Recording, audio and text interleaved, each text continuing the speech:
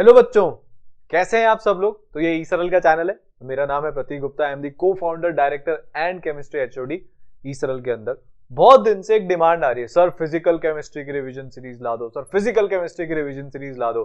थोड़े टाइम पहले ऑर्गेनिक की अपन ने रिवीजन सीरीज बनाई थी, उसको बच्चों ने इतना प्यार दिया, इतना मतलब देखा गया उसको, लाखों में व्यूज है।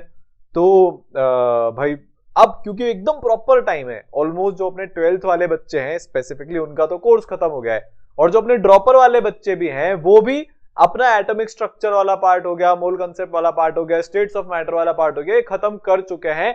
तो this is the most appropriate time to revise.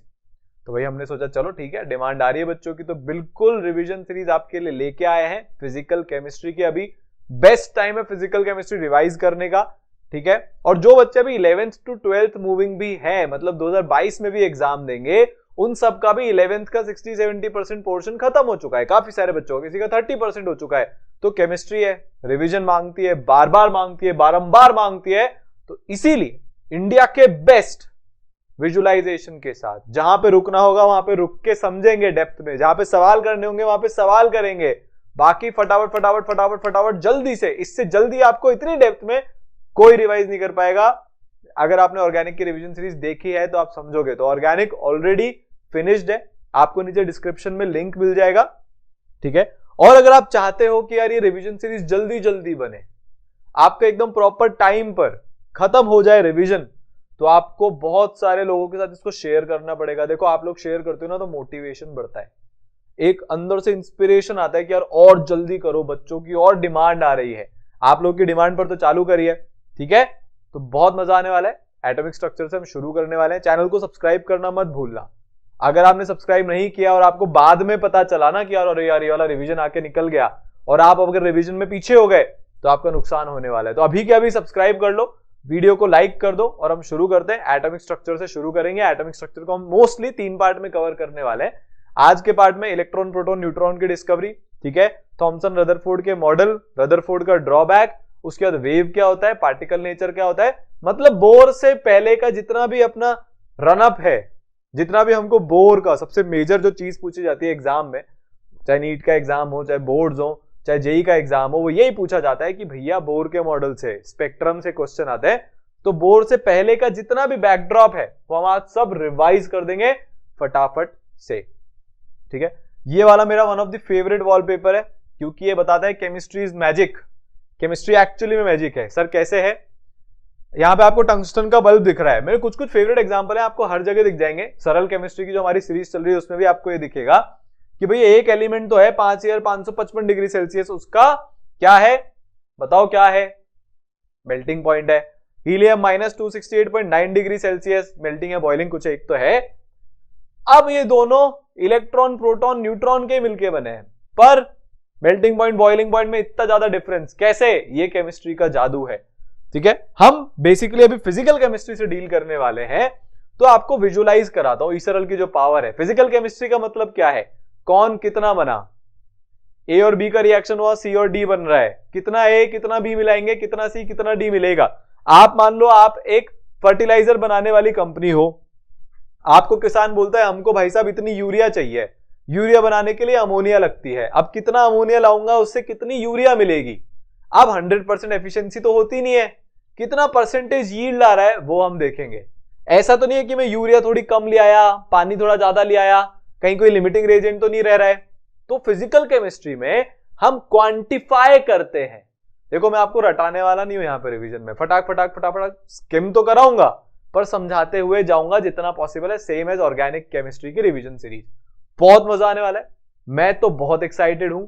Organic में इतना मजा आया था, बच्चों ने इतना प्यार दिया। और बहुत जल्दी आपके लिए ये भी सेशन आएगा, how to study physical chemistry, how to study organic chemistry already है, उसका लिंक भी आपको डिस्क्रिप्शन में मिल जाएगा। फिर आएगा how to study inorganic chemistry, और एक सेशन आने वाला है कि आखिरी 2 महीने में केमिस्ट्री को कैसे रिवाइज करें। बहुत सारी चीजें ई सरल के चैनल पर होने वाली है। फिजिक्स की पूरी रिवीजन सीरीज ऑलरेडी है, ठीक है। मैथ्स की रिवीजन सीरीज ऑलरेडी है। मतलब अगर आपको रिवीजन करना है ना, ई सरल से बढ़िया प्लेटफॉर्म पूरे इंडिया में कहीं नहीं है। टोटल कंप्लीट सॉल्यूशन एक ही जगह पर, ठीक है। फिजिकल केमिस्ट्री का मतलब क्या है? हम किस चीज को कितना लें, कितना बनेगा। रिएक्शन कंडीशंस क्या रखें, टेम्परेचर प्रेशर क्या होना चाहिए, वॉल्यूम क्या होना चाहिए, इनको चेंज करने पर रिएक्शन की यील्ड को क्या होता है, रिएक्शन की रेट को क्या होता है, रिएक्शन के एक्सटेंट को क्या होता है, ये सारी चीजें हम फिजिकल केमिस्ट्री में पढ़ते हैं। ठीक है, जैसे फॉर एग्जांपल आप इस तरीके से इस ब्लास्ट फर्नेस में आयरन प्रोड्यूस करना चाहते हो, ये मेटलर्जी में बहुत डिटेल में बताया है।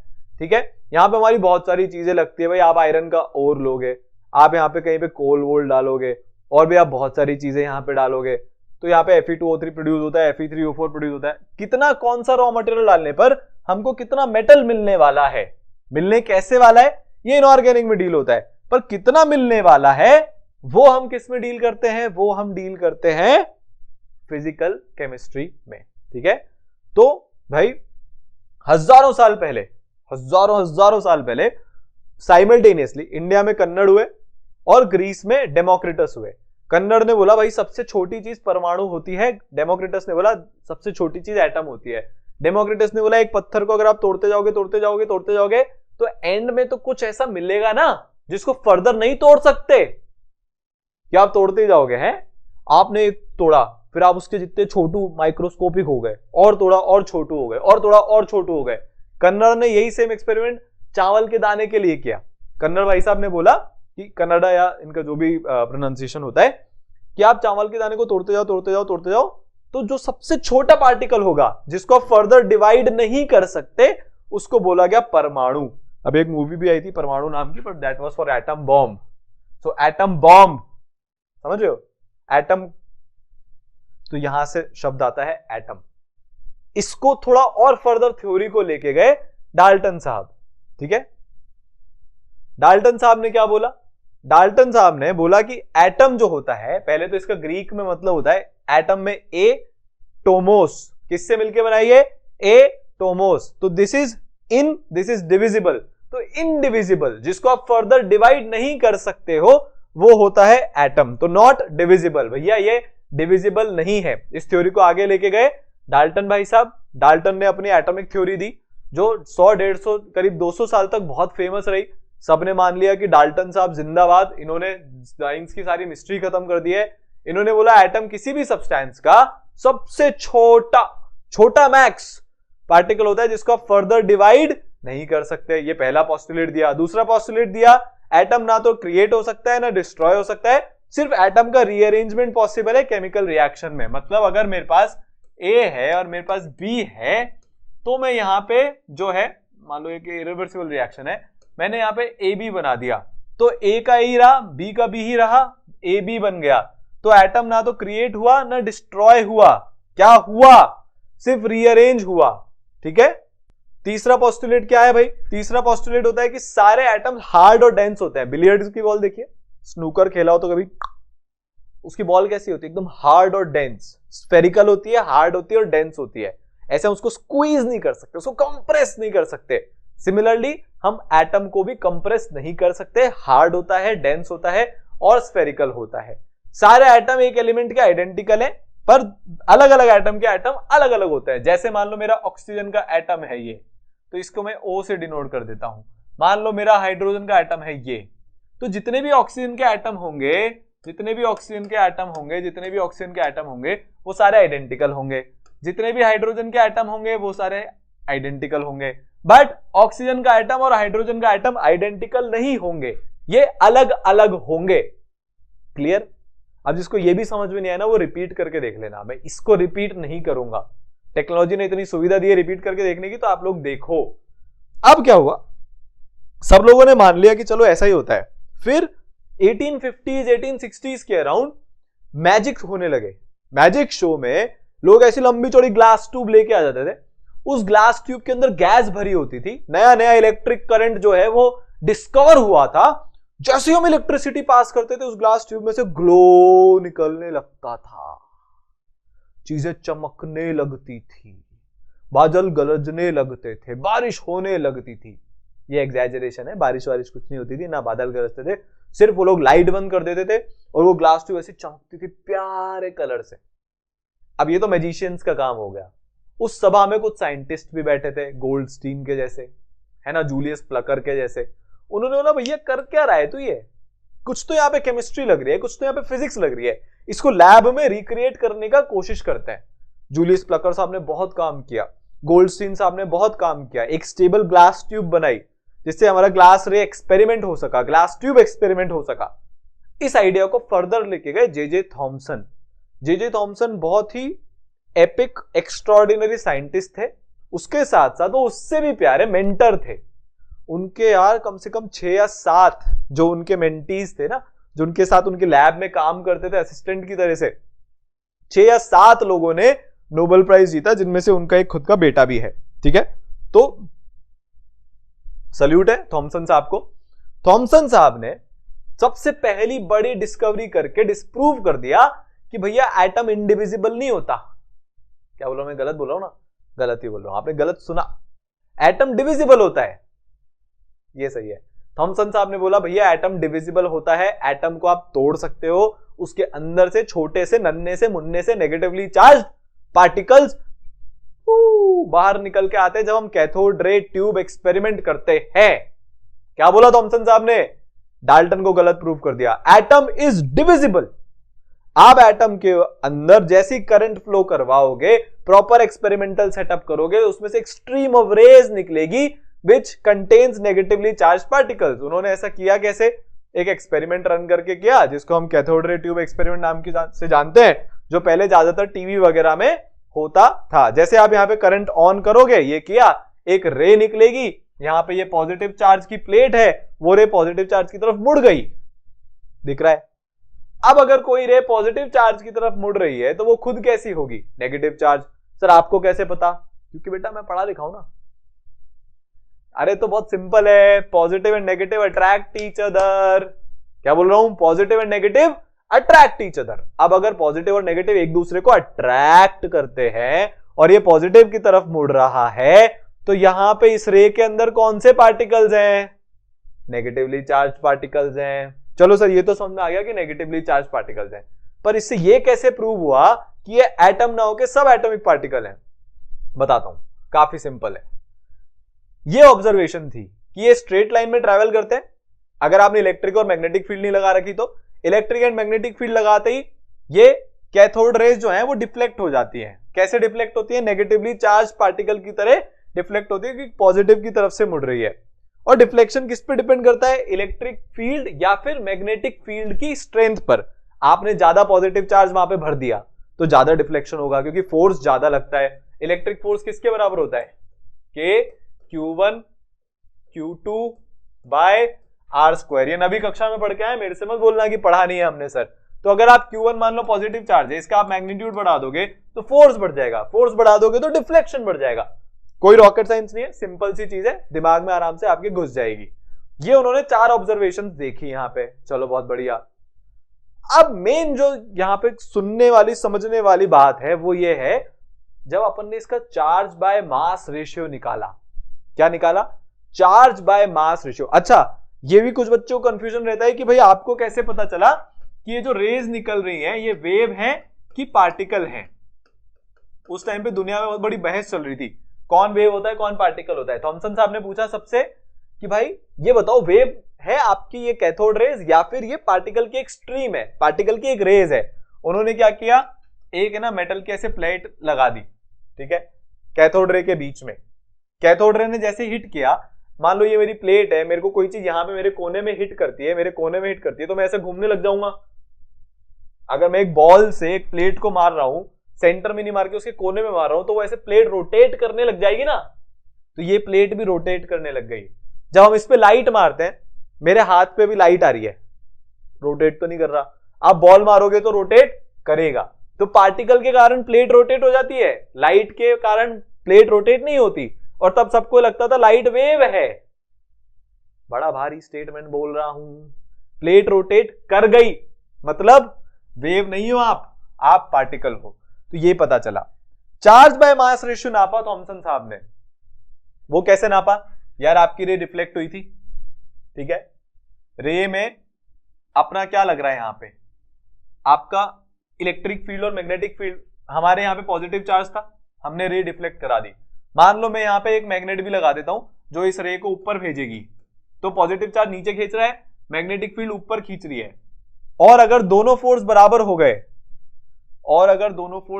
हो गए तो ये रे यहां से सीधी निकल जाएगी। यार एक चीज ऊपर एक चीज नीचे, मान लो ये मेरे दोनों हाथ है, दोनों ऊपर और नीचे बराबर बराबर फोर्स लगा रहे हैं, तो मेरा हाथ कहीं नहीं जाएगा ना, क्योंकि फोर्सेस बैलेंस हो गए, जितना फोर्स नीचे लग रहा है उतना ही फोर्स ऊपर लग रहा है। तो जब हम इन दोनों फोर्स का फॉर्मूला लिखते हैं, इलेक्ट्रिक फील्ड का तो KQ1Q2/r² होता है, सिमिलरली मैग्नेटिक फील्ड का भी होता है। तो इलेक्ट्रिक फील्ड की स्ट्रेंथ पता है, मैग्नेटिक फील्ड की स्ट्रेंथ पता है, क्या नहीं पता? Charge by mass. अब मैं इतनी देर से चार्ज बाय मास का रोना रो रहा हूं, कब से सर फोड़ रहा हूं अपना, चार्ज बाय मास। जैसे हम इलेक्ट्रॉन का चार्ज बाय मास निकालते हैं, सबसे छोटा एलिमेंट कौन सा आता है? आप लोग बताना, जोर से बोलो, आसपास वालों को पता तो चले पढ़ रहा है, नहीं तो सब सोचेंगे यूट्यूब पे पता नहीं कौन से वीडियो देख रहा है। ऐसे बोलते रहा करो, कॉन्फिडेंस जनरेट होता है मम्मी पापा का। ये हैक है, याद रखना, ठीक है। चार्ज बाय मास इसका अपन ने निकाला। सबसे छोटा एलिमेंट आपने मेरे को बताया अभी कि हाइड्रोजन होता है, बिल्कुल। उसका जो आयन होता है वो H+ होता है, बिल्कुल होता है, ये सबको उस टाइम पे पता था। जब हम H+ का चार्ज बाय मास निकालते हैं तो वो इलेक्ट्रॉन के चार्ज बाय मास से बहुत कम आता है। क्यों? क्योंकि इलेक्ट्रॉन का जो चार्ज होता है और जो H+ का चार्ज होता है वो मैग्नीट्यूड में बराबर है, पर इलेक्ट्रॉन का जो मास होता है, mass of electron is very very very less then mass of H+। तो डिनोमिनेटर में छोटी क्वांटिटी, इतना सा फ्रैक्शन तो आता है, मेरे से बोलोगे तो नहीं, समझ में नहीं आया सर। डिनोमिनेटर में हमने छोटी क्वांटिटी रखी है क्योंकि इलेक्ट्रॉन का मास कम है। हाइड्रोजन का चार्ज और इलेक्ट्रॉन का चार्ज एकदम बराबर, हाइड्रोजन का मास इलेक्ट्रॉन के मास से बहुत ज्यादा। तो डिनोमिनेटर में अगर मैं बड़ा चीज रखूंगा, डिनोमिनेटर में बड़ी चीज रखूंगा तो ओवरऑल क्वांटिटी क्या आएगी? छोटी आएगी।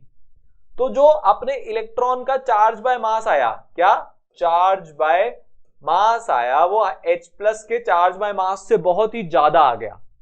तो लोगों को लगा यार H तो सबसे छोटा होता है, अब उससे भी हल्का कौन आ गया? आप सोच रहे हो, डिलेमा सोच रहे हो। सारी दुनिया मान के बैठी थी एटम इंडिविजिबल है।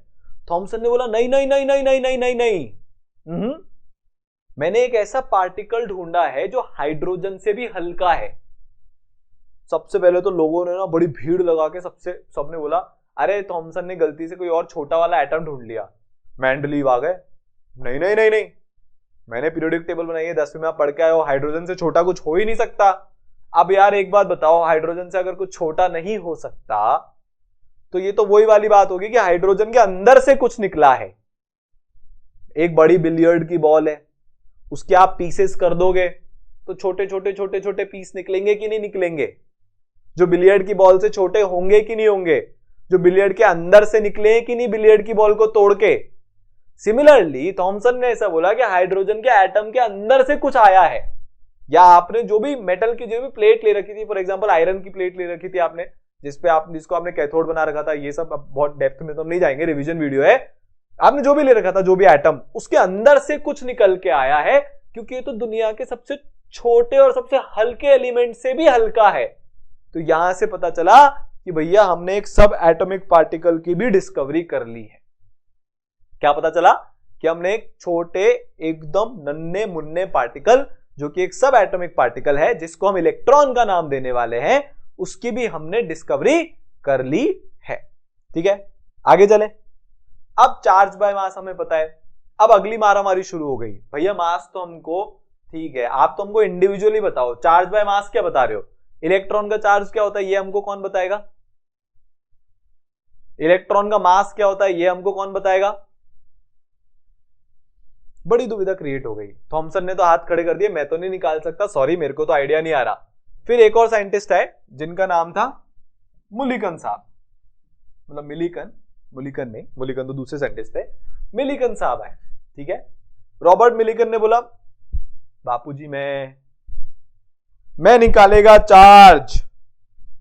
इन्होंने इतना तगड़ा एक्सपेरिमेंट किया, 18 साल तक करीब ये इलेक्ट्रॉन का चार्ज निकालने के पीछे भागते रहे। और आप जैसे इतने सारे बच्चे हैं वो ये चाहते हैं 2 महीने में कोर्स खत्म हो जाए, हम जब पहली बार में पढ़े तो हमको समझ में आ जाए, हमसे 2A एक्सरसाइज के भी सवाल हो जाने चाहिए, हमसे प्रीवियस ईयर जो एडवांस भी हो जाना चाहिए। सर हमारे एडवांस के पेपर में 90% नंबर भी आने चाहिए। ऐसे नहीं होता, मेहनत करनी पड़ती है। डे 1 पे आप सचिन तेंदुलकर नहीं बन जाते हो। इलेक्ट्रॉन का चार्ज निकालने जैसी छोटी सी चीज में बेचारे भाई साहब को 18 साल लग गए। आपकी जगह होते तो दूसरे साल में रो धो के पीछे हट जाते कि मेरे से तो नहीं हो सकता। आपको क्या करना है, मेहनत करते जानिए करते जानिए करते जानिए करते जानिए, तब जाके काम होता है। तो रुकना मत, पढ़ते जाना। यह हम मिलिकन से सीख सकते हैं। इन्होंने एक एक्सपेरिमेंट किया जिसका एक्सपेरिमेंटल सेटअप ऐसा है। एक एटमाइजर में ऑयल भरा, ऑयल के छोटे छोटे पार्टिकल्स किए, यहाँ पे टेलीस्कोप फिट कराया, एक छेद किया जिसमें से ऑयल के छोटे छोटे ड्रॉपलेट्स निकल के जाते हैं। चलो यहां तक समझ में आ गया। यहाँ पे इलेक्ट्रॉन बीच में कैसा है, इन्होंने यहां से एक्सरेज मारनी शुरू करी। वो एक्सरेज इन ऑयल के पार्टिकल को जाके हिट करती थी।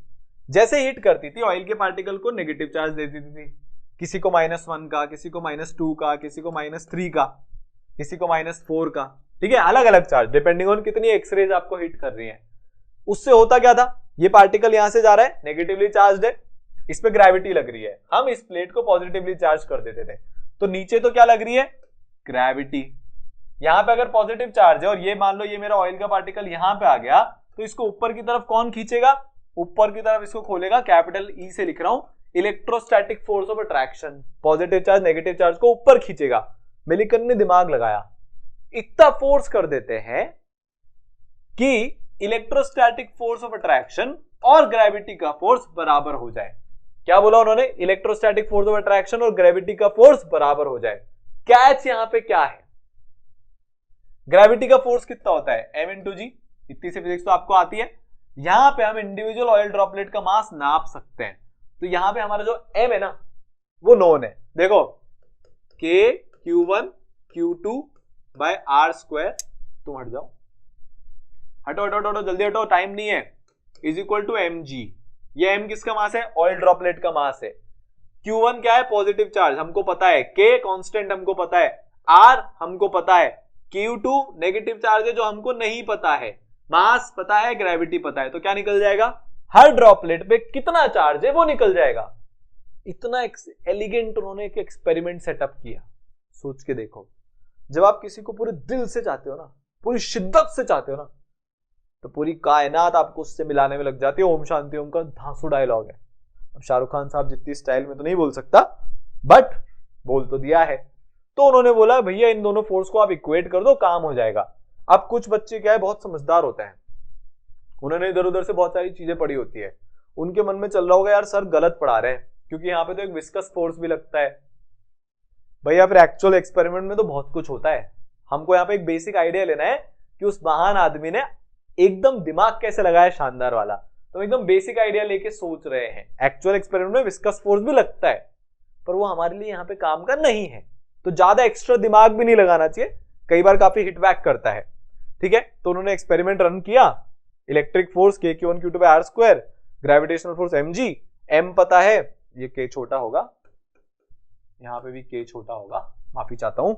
ठीक है, टेलीस्कोप के अंदर उन्होंने देखा, यहां पे जैसे उन्होंने पॉजिटिव चार्ज लगाया, इसको नेगेटिवली चार्ज किया, अभी तो उन्होंने नहीं किया, अब उन्होंने यहाँ पे वोल्टेज बढ़ाया, तो यहाँ पे पॉजिटिव चार्ज आ गया, तो अभी ऑयल पार्टिकल धीरे धीरे फॉल करना शुरू करेगा, और यहाँ पे फोर्स बराबर हो गया, क्योंकि हमने यहाँ पे वोल्टेज बढ़ा दिया है। तो ऊपर वाला फोर्स और नीचे वाला फोर्स बराबर हो चुका था। आप और ज्यादा वोल्टेज बढ़ा दोगे, ऊपर भाग जाएगा। हमारे काम की कौन सी चीज थी, जब ये पार्टिकल यहाँ पे रुक गया था, तो k q1 q2 by r square is equal to mg, उससे हम q1 की वैल्यू निकाल लेंगे, इलेक्ट्रॉन के चार्ज की वैल्यू आ जाएगी, एंड हैप्पी एंडिंग। मिलिकन साहब गॉड मैक्स प्रूव हो गए, उनका काम हो गया, उनकी मेहनत रंग लाई, और हमारा चार्ज इलेक्ट्रॉन पे क्या आया, ये -19 नीचे आ गया है, बहुत घुमक्कड़ है, आप ऊपर जाओ। 10 - 19 मत समझ लेना, 10 की पावर -19 है, तो 1.602 इंटू 10 की पावर -19 कूलम, ये इलेक्ट्रॉन के चार्ज की वैल्यू होती है, जो आपको याद रखनी है, ये पेपर में नहीं दी जाएगी। सिंपल है। ठीक है, चार्ज और इलेक्ट्रॉन समझ में आया, 1.602 इंटू 10 की पावर -19। चलो, चार्ज बाय मास पता था, चार्ज निकलते ही चार्ज की वैल्यू चार्ज बाय मास में पुट करेंगे, मास आ जाएगा। अब सबने बोला कि भैया नेगेटिव चार्ज होता है तो पॉजिटिव का है, एटम न्यूट्रल होता है। आप चार्ज तो नहीं हो, मैं आपको ऐसे टच करता हूं तो मेरे को शॉक थोड़ी ना लगता है।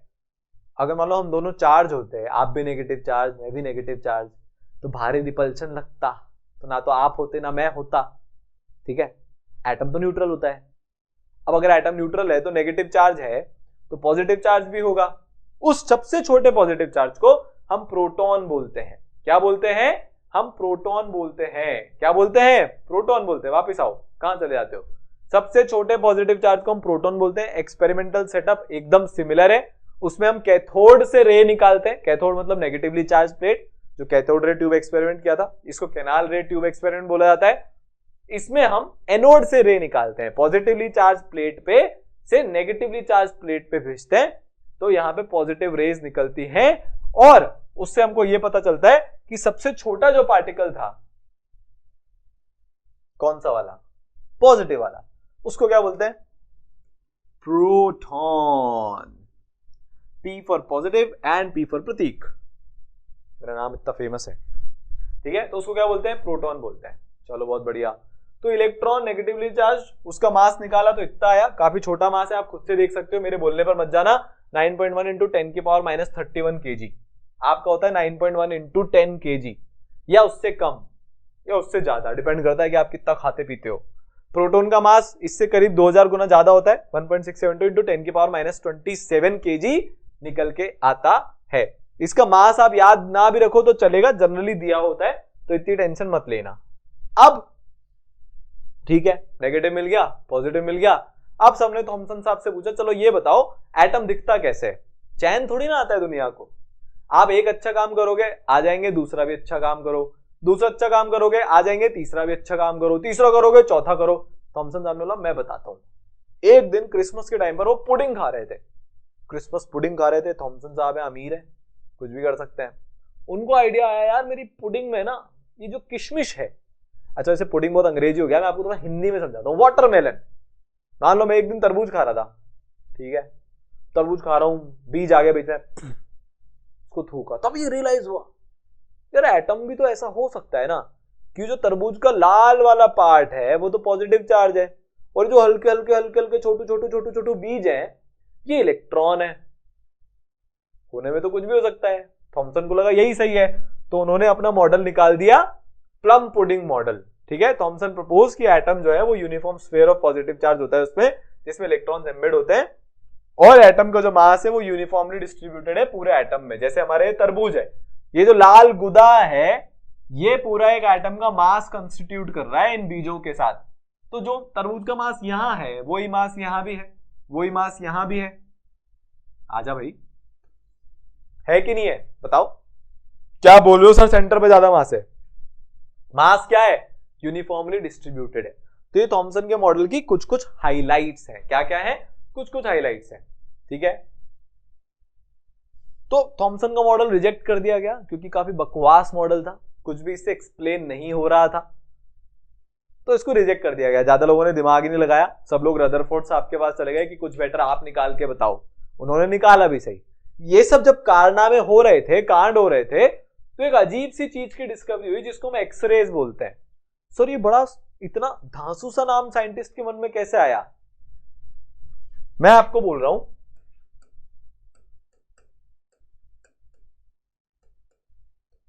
इस इक्वेशन को आप सॉल्व करो। इस इक्वेशन में वेरिएबल क्या है? x। हमको x की वैल्यू नहीं पता, तो मैथ्स में जिस चीज की हमको वैल्यू नहीं पता होता उसको हम क्या बोलते हैं? x। ये ऐसी रेज निकली जिसके बारे में साइंटिस्ट साहब को बिल्कुल नहीं पता था, तो इसलिए उन्होंने इसका क्या नाम रख दिया? एक्स रेज, बिकॉज उनको इस रे के बारे में कुछ भी नहीं पता था। ठीक है, जब इलेक्ट्रॉन स्ट्राइक करते हैं, यार हुआ क्या, कैथोड रे ट्यूब में हम क्या करते हैं कि सामने, कैथोड के जस्ट सामने हम एक फ्लोरोसेंट शीट रखते हैं। वो फ्लोरोसेंट शीट पर जब इलेक्ट्रॉन्स हिट करते हैं तो वो शीट चमकती है, जिससे हमको पता चलता है कैथोड में से कुछ निकल रहा है। गलती से एक दिन क्या हुआ, रॉयंटगन साहब भी ये एक्सपेरिमेंट कर रहे थे, एक फ्लोरोसेंट शीट जो ग्लास की ट्यूब होती है उसके बाहर रह गई। इलेक्ट्रॉन ने सामने वाली शीट पे हिट किया, अंदर वाली शीट तो चमक ही रही थी, बाहर वाली शीट भी चमकने लग गई। रॉयंटगन साहब को दिमाग करा, भूत भूत भूत भूत भूत आ गया। तो सोचा यार साइंस में भूत के लिए तो जगह होती नहीं है, हो क्या रहा है? ऑब्जर्व किया ऑब्जर्व किया ऑब्जर्व किया, उनको कुछ नहीं समझ में आया, उनको दिमाग खराब हो गया। उन्होंने इसका नाम रख दिया एक्सरे। नेचर ही नहीं पता, आ कहां से रही है ये नहीं पता, तो उन्होंने बोला जब इलेक्ट्रॉन स्ट्राइक करते हैं कैथोड रे ट्यूब में मटेरियल को, तो रेज प्रोड्यूस होती है जिससे जो आउटसाइड मटेरियल रखा है उसमें फ्लोरोसेंस हो जाता है। इन रेज को हम एक्सरेज बोलते हैं। तो ये जो एक्सरेज है ये रेडियो एक्टिविटी नाम की एक चीज होती है, उसके बड़े से एक अम्ब्रेला के नीचे एक छोटी सी चीज है। तो इसी टाइम पे रेडियो एक्टिविटी का काफी प्रचलन भी चल रहा था। ठीक है, madam Curie one of the greatest female scientists, in fact greatest scientists of all time, उन्होंने जितनी मेहनत करी, जितने जज्बे के साथ जमाने से लड़के, सल्यूट है। ठीक है, कुछ एलिमेंट्स ऐसे होते हैं जो एमिट करते हैं रेडिएशन खुद से, इस फिनोमिना को हम रेडियो एक्टिविटी बोलते हैं। हेनरी बेकेरेल और मैरी क्यूरी ने इसको दिया था। हमारे रदरफोर्ड साहब जो भी अपनी एंट्री मारने वाले हैं उन्होंने भी इस पे काफी काम किया। ठीक है, रेडियम एक ऐसा एलिमेंट है जो पड़ा पड़ा कुछ कुछ चीजें फेंकता रहता है बाहर, उसकी जिंदगी में उसको चैन ही नहीं है, बैठा हुआ है फेंकता जा रहा है, फेंकता जा रहा है, फेंकता जा रहा है। ऐसे एलिमेंट्स कहलाते हैं रेडियो एक्टिव एलिमेंट्स। 3 तरह के रेडिएशन होते हैं भाई। जो आप चीजें बाहर फेंक रहे हो उनको आप क्या बोलते हो? उनको आप बोलते हो रेडिएशंस। तो अल्फा, बीटा, गामा। अल्फा जो होता है पॉजिटिवली चार्ज पार्टिकल होता है, काफी कम पेनिट्रेटिंग होता है, मतलब अगर सामने दीवार है तो दीवार में ज्यादा नहीं घुसेगा, थोड़ा सा अंदर घुस के वहीं रुक जाएगा। बीटा नेगेटिवली चार्ज होता है, ज्यादा पेनिट्रेटिंग, दीवार के थोड़ा और अंदर घुसेगा। गामा न्यूट्रल होता है, कोई चार्ज नहीं होता है, सबसे ज्यादा पेनिट्रेटिंग, दीवार चीर के निकल जाएगा। पेनिट्रेशन, ये मेरे हाथ में अगर ये पेन घुस रहा है तो पेनिट्रेटिंग है, नहीं घुस रहा है तो कम पेनिट्रेटिंग है। क्लियर? आया समझ में? तो मैंने आपको यहां पे ये क्यों बताया? क्योंकि अभी हम अल्फा पार्टिकल्स का यूज करने वाले हैं। तो जब मैं अल्फा पार्टिकल बोलूं तो आपको अजीब नहीं लगना चाहिए है। ठीक है, आगे चलते हैं। तो देखो थॉमसन का मॉडल तो जो है वो रिजेक्ट हो चुका था भाई। थॉमसन के मॉडल में बहुत सारी कमियां थी, वो हमारे एक्चुअल एक्सपेरिमेंटल रिजल्ट्स जो थे एटम के ऊपर उनके साथ अलाइन ही नहीं कर रहे थे। तो अब सब लोग ढूंढने लग गए कौन आएगा हमारा नया हीरो इस फील्ड का जो एटम के बारे में हमको बताने वाला है। अब देखो अगर हमको किसी भी चीज के बारे में जानना है ना कि वो अंदर से कैसे है, फॉर एग्जांपल एक बिलियर्ड की बॉल है या एक पेन है, इसको मेरे को देखना है अंदर से कैसा है, तो मैं इसको तोड़ूंगा। ठीक है, इसको किसी चीज से बम्बार्ड करूंगा कि ये टूट जाए या अपने हाथ से तोड़ूंगा, तब मेरे को इसके अंदर के कंटेंट्स का पता चलेगा। ठीक है, सिमिलरली सबने यही सोचा भाई एटम के अंदर झांकने के लिए हमको एटम के अंदर घुसना पड़ेगा, पर एटम का जो साइज होता है वो 10⁻⁻10 मीटर के ऑर्डर का होता है। अब हम तो इतने छोटे हैं नहीं कि फिजिकली उसके अंदर घुस जाए, ये तो बड़ा है तो इसके अंदर तो मैं जा सकता हूं, पर एटम इतना छोटा है कि मैं उसके अंदर नहीं जा सकता। तो हमको उसके साइज का कुछ चाहिए जो एटम में जाके तोड़फोड़ मचा सके। ये चीज हमारे काम में आई, अल्फा पार्टिकल्स। रदरफोर्ड जो थे वो उस टाइम पे अल्फा पार्टिकल्स पे बहुत काम कर रहे थे, रेडियो एक्टिविटी के वो एकदम शहंशाह थे। ठीक है, तो उन्होंने सोचा चलो अब अल्फा पार्टिकल्स को यूज करते हैं और इससे एटम के अंदर झांकने की कोशिश करते हैं। तो उन्होंने उस टाइम का one of the most famous experiment run किया जिसको हम गोल्ड फॉयल एक्सपेरिमेंट के नाम से जानते हैं। ठीक है, तो ये जो रदरफोर्ड है ये अप्रेंटिस थे अपने थॉमसन साहब के ही, उनके साथ ही उनके अंडर में ही काम करते थे। इनको पहले लगता था यार थॉमसन ने बोला है तो मॉडल सही होगा, तो एक्चुअली जब इन्होंने शुरुआत किया तो इन्होंने तो थॉमसन के मॉडल को सही प्रूव करने के लिए शुरुआत करी। धीरे धीरे फिर इनकी अंडरस्टैंडिंग बढ़ती गई तो इनको लगा थॉमसन का मॉडल गलत है। ठीक है, तो अर्नेस्ट रदरफोर्ड सल्यूट है। इनके एक्सपेरिमेंटल सेटअप में क्या था भाई, चलो देख लेते हैं। इन्होंने क्या किया, इन्होंने एक अल्फा पार्टिकल का सोर्स लिया। क्या सोर्स है, क्यों है, हमारे कोई काम का नहीं है, बस ये जो आदमी है ये बहुत सारे अल्फा पार्टिकल, जैसे बंदूक में से गोलियां निकलती है, इस अल्फा पार्टिकल के सोर्स में से बहुत तेजी से चलते हुए अल्फा पार्टिकल्स निकलेंगे। ठीक है, निकले अल्फा पार्टिकल। आपने वो रैकिंग बॉल देखी है, रैकिंग बॉल बड़ी बड़ी बॉल्स होती है, दीवार पे मारते हैं पूरी दीवार टूट जाती है, वैसे ही अल्फा पार्टिकल जाके एटम को तोड़ने वाले हैं। ठीक है, फिर इसके बाद क्या भाई, अल्फा पार्टिकल के सोर्स के बाद हमको क्या चाहिए, हमको एक गोल्ड शीट चाहिए जो कि अप्रोक्सीमेटली 400 एटम थिक होगी। अब एक सवाल ये आता है कि गोल्ड फॉइल ही क्यों ली? अपने ऐसा होता है कि भगवान के ना ऐसे सोने का वर्क चढ़ाते हैं, बहुत पतली पतली सी सोने की शीट्स होती है, अगर आपने देखी हो तो चांदी की बहुत पतली पतली सी शीट्स होती है। तो ये जो मेटल्स होते हैं इनकी एक प्रॉपर्टी होती है मेलिएबिलिटी के नाम से, कि आप इनको बहुत पतली पतली शीट्स में ड्रॉ कर सकते हो, इनको आप चपटा कर सकते हो बहुत ज्यादा। गोल्ड की सबसे ज्यादा ये प्रॉपर्टी होती है, गोल्ड को हम जितना चपटा कर सकते हैं उतना हम किसी और मेटल को नहीं कर सकते। तो रदरफोर्ड को क्या चाहिए था भाई, जितना पतला होगा ना मेटल उसमें उतने ही कम एटम होंगे। मान लो बहुत भीड़ है, हम उस रास्ते पे से जा रहे हैं, कोई हमको इधर धक्का देगा, कोई उधर धक्का देगा, कोई ऐसा कोई वैसा, तो हम सीधे नहीं चल पाएंगे। अब मैं अल्फा पार्टिकल एटम की तरफ फेंक रहा हूं, बहुत सारे एटम मिल रहे हैं, किसी एटम ने इधर कर दिया, किसी एटम ने उधर, किसी एटम ने, तो मैं किसी भी एक एटम पे तो फोकस कर ही नहीं पाऊंगा। बहुत बड़ी लंबी चौड़ी भीड़ है, किसी एक आदमी पे फोकस कर सकते हैं क्या? नहीं कर सकते। हमको क्या चाहिए? पूरे लंबे चौड़े रास्ते में एक दो आदमी मिल जाए बस, ताकि मैं उस पर फॉलो कर सकूं। अबे यार नीले कपड़े, क्या बात है, हाय हाय हाय। ओहो हो, हश पपीज के जूते, न्यूयॉर्क यांकीज की कैप, समझ रहे हो? जितने कम आदमी होंगे ना उतना ही ज्यादा हम उसके बारे में पता कर पाएंगे। भीड़ होगी कुछ नहीं पता कर पाएंगे। तो हमको क्या चाहिए था? एक ऐसी चीज चाहिए थी जो जितनी पतली हो, उसमें जितने कम एटम हो उतना बढ़िया, क्योंकि हमको अभी एटम के बारे में ही पता लगाना है। इसलिए उन्होंने सोने की वो ली। कुछ लोगों को लगता है रदरफोर्ड बहुत अमीर थे, तो उन्होंने सोचा चलो सबसे महंगा एक्सपेरिमेंट रन करते हैं। यहां पे इंडिया में रोड थोड़ी ना बन रहा है, भ्रष्टाचार थोड़ी ना हो रहा है, समझ रहे हो? नहीं, रीजन था उसके पीछे। ठीक है, आया समझ? फिर क्या किया उन्होंने? फिर उन्होंने एक फ्लोरोसेंट स्क्रीन ली, जिसपे जब अल्फा पार्टिकल हिट करेंगे, देखो अब यहां पे हो क्या रहा है, हमने ये सोर्स लगा लिया, ये थिन गोल्ड की फॉइल लगा ली, यहां पे अपने अल्फा पार्टिकल हिट करने वाले हैं। थोड़ी बहुत स्पेलिंग नीचे ऊपर होगी तो देख लेना। क्या होगा? इस फॉइल से जो अल्फा पार्टिकल हिट करेंगे, कोई इधर जाएगा, कोई उधर जाएगा, कोई इधर जाएगा, इधर जाएगा, जहां पे भी अल्फा पार्टिकल इस फ्लोरोसेंट स्क्रीन से टकराएंगे तो एक ग्लो होगा, बुप बुप बुप बुप। क्या होगा? एक ग्लो होगा। ठीक है, तो यहां पे एक ग्लो होने वाला है जब भी अल्फा पार्टिकल टकराएंगे। बस हमको यही देखना था। जैसे ही हम ये एक्सपेरिमेंट रन करते हैं तो होता क्या है, ज्यादातर पार्टिकल्स तो एकदम सीधे चल जाते हैं। क्या हो जाता है? ज्यादातर पार्टिकल्स एकदम सीधे जाते हैं। कुछ पार्टिकल यहां से इधर डिफ्लेक्ट होकर यहां जाएंगे, थोड़ा बहुत डिफ्लेक्ट होकर इधर उधर चल जाएंगे। ठीक है, कुछ पार्टिकल सीधे वापस आ जाएंगे, मतलब 180 डिग्री से डिफ्लेक्ट हो जाएंगे। 90 डिग्री से डिफ्लेक्शन से ज्यादा के बहुत ही कम पार्टिकल, 20,000 में से एक पार्टिकल हमको ऐसा मिलता है। अब देखो थोड़ा सा आपको बैकग्राउंड बताता हूं। थॉमसन के मॉडल के अकॉर्डिंग सारा मास यूनिफॉर्मली डिस्ट्रीब्यूटेड था कि नहीं था? सारा पॉजिटिव चार्ज भी यूनिफॉर्मली डिस्ट्रीब्यूटेड था। वो वाटरमेलन का जो गुदा था लाल वाला, सारा हर जगह बराबर बराबर है। एक आप मान के चलो, मेरे पास एक टिश्यू पेपर है, टिश्यू पेपर का सारा मास बराबर बराबर डिस्ट्रीब्यूट होता है। मैं उस टिश्यू पेपर पे बंदूक चला दूं तो बंदूक चीरती हुई, बंदूक की जो गोली है वो चीरती हुई निकल जाएगी उस टिश्यू पेपर को, निकलेगी। सिमिलर एक्सपेक्टेशन रदरफोर्ड ने रखा था कि जब मैं इतनी पतली सी थिन गोल्ड फॉइल पे इतना भारी अल्फा पार्टिकल मारूंगा तो वो इसको चीरता हुआ सीधा निकल जाएगा। ज्यादातर पार्टिकल्स, अल्फा पार्टिकल सीधे ही निकले, कुछ पार्टिकल्स लौट के वापस आ गए।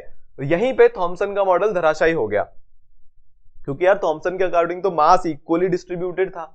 तो फिर ये कुछ अल्फा पार्टिकल को यहां पे रास्ते में एक गोल्ड के एटम के अंदर ऐसा क्या मिल गया कि वो टकरा के वापस आ गए? ऐसा कभी हो सकता है क्या कि टिश्यू पेपर से गोली टकराई और आपके ऊपर वापस आ गई?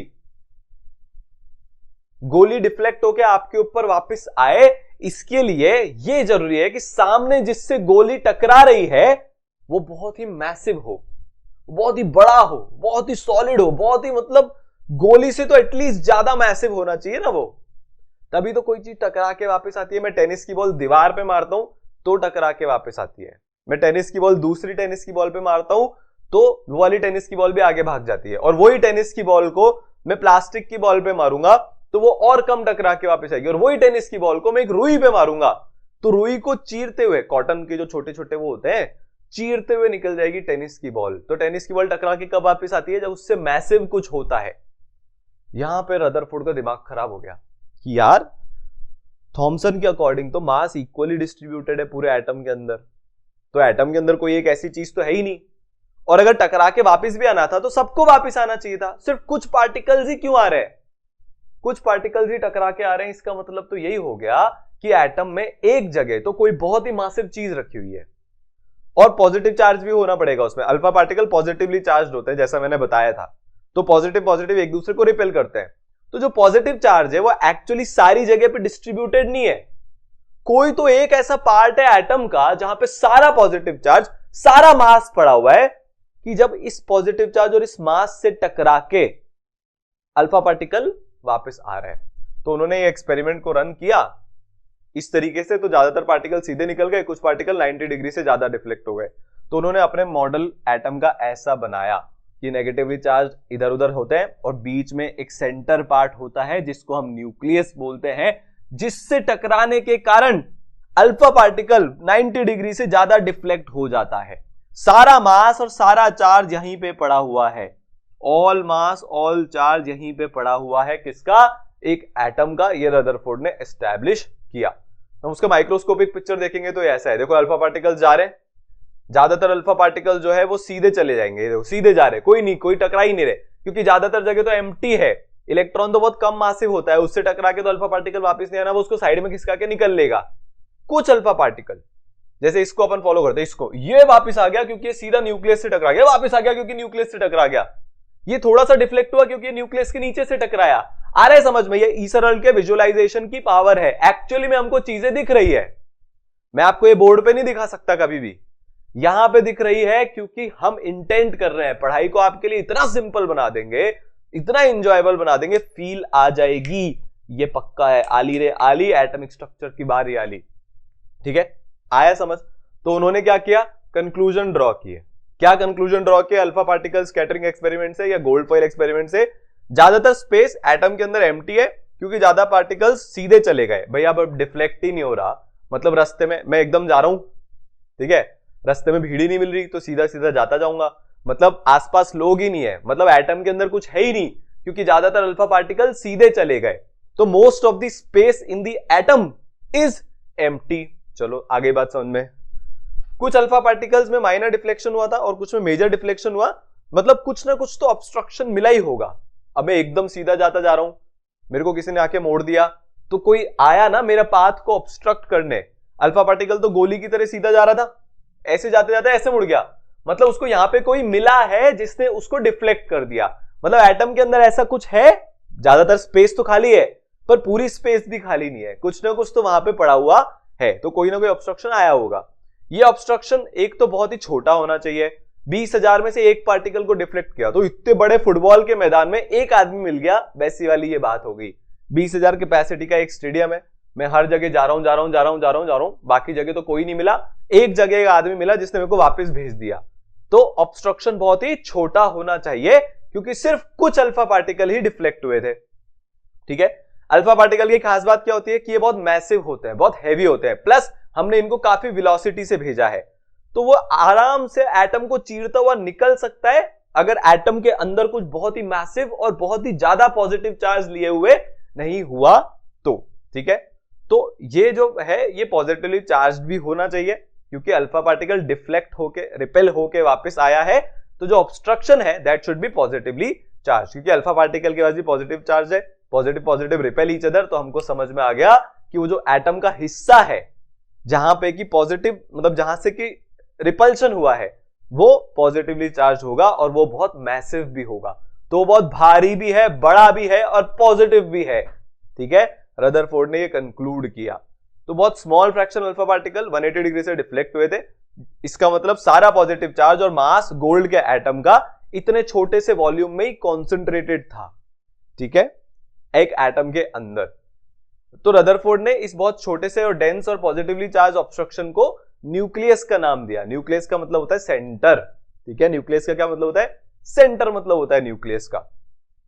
उन्होंने बोला भाई एटम के अंदर एक न्यूक्लियस होता है, देयरफॉर रदरफोर्ड प्रेडिक्टेड दैट सारे प्रोटॉन्स इस एटम के, कोई भी एक एटम के सारे प्रोटॉन्स पॉजिटिवली चार्ज होते हैं, याद है, वो एक छोटे से स्पेस में एटम के अंदर ऑक्यूपाई होता है, जिसको हम न्यूक्लियस बोलते हैं, ठीक है। तो उन्होंने कुछ इस तरह से एटम की पिक्चर बनाई कि भाई इलेक्ट्रॉन जिनका नेग्लिजिबल मास है नेगेटिव चार्ज के साथ, वो एक्स्ट्रा न्यूक्लियर पोर्शन में होता है, ये अपना न्यूक्लियस हो गया, ये सारा पोर्शन क्या हो गया? एक्स्ट्रा न्यूक्लियर पोर्शन हो गया।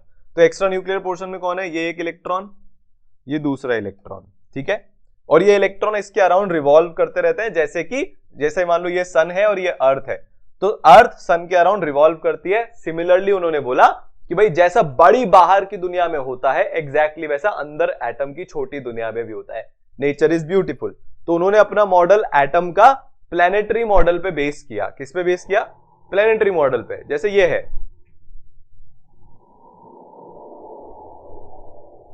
दिख रहा है, स्पेस की आवाज आ रही है।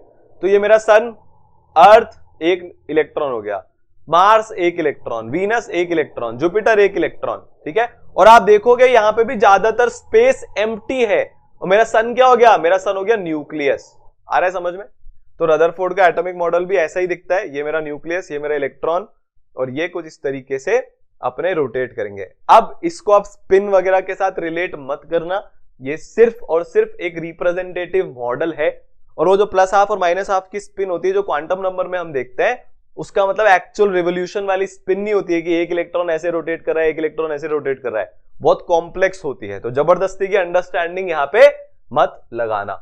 तो रदरफोर्ड ने ये वाला एटम का अपना मॉडल दिया, काफी सक्सेसफुल रहा रदरफोर्ड का मॉडल। बहुत सारी चीजें हमारे को समझ में आई, बहुत सारी चीजें एक्सपेरिमेंट के साथ मैच हो रही थी, पर इसका एक ड्रॉबैक था।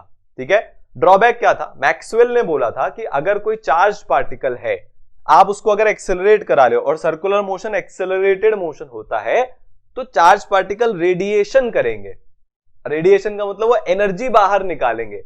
अब अगर वो एनर्जी बाहर निकालेंगे तो वो ऐसे स्पाइरल कर करके न्यूक्लियस में घुस जाएंगे। अब अगर इलेक्ट्रॉन न्यूक्लियस में घुस रहा है तो पॉजिटिव और नेगेटिव मिल गए, कुछ नहीं बचेगा, एटम अनस्टेबल होना चाहिए।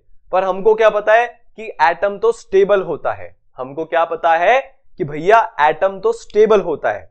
तो रदरफोर्ड के मॉडल को भी रिजेक्ट करना पड़ा।